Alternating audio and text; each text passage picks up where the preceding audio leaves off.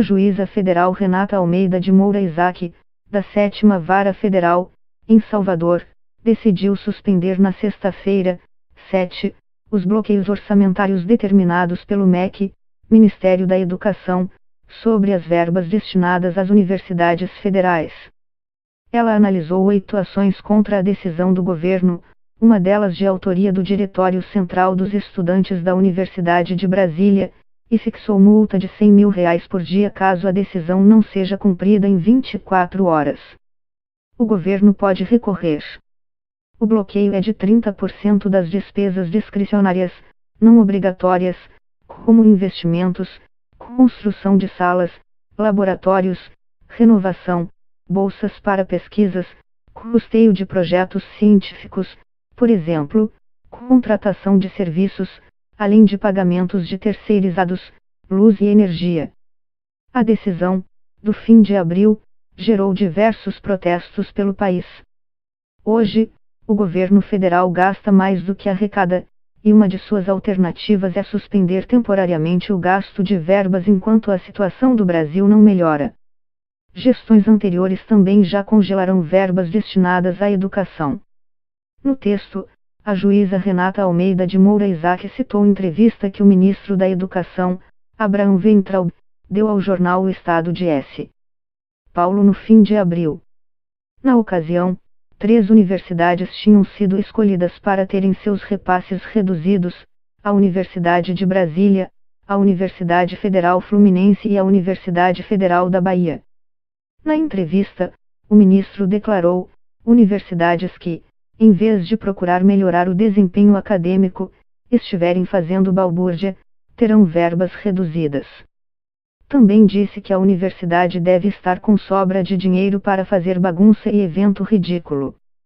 A juíza levou em conta as declarações do ministro para tomar sua decisão.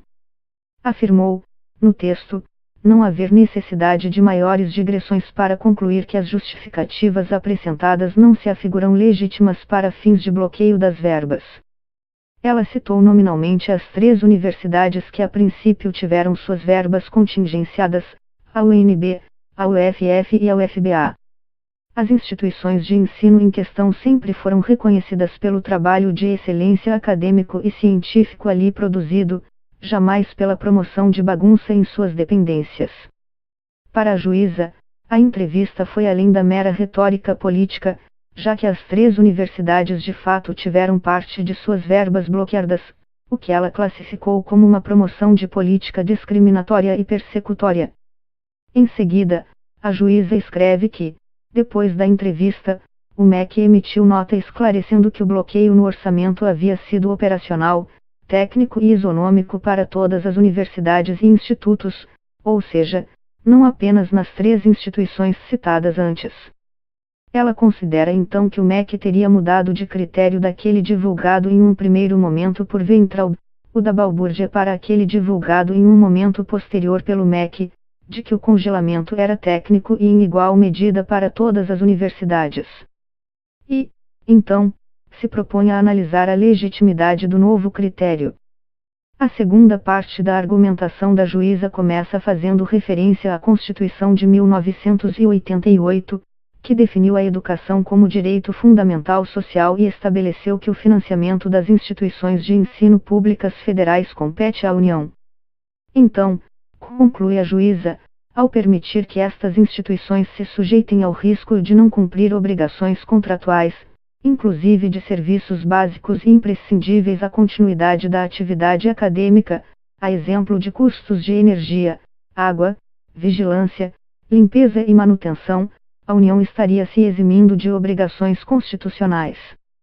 A juíza cita o artigo 207 da Constituição: as universidades gozam de autonomia didático-científica, administrativa e de gestão financeira e patrimonial, e obedeceram ao princípio de indissociabilidade entre ensino, pesquisa e extensão.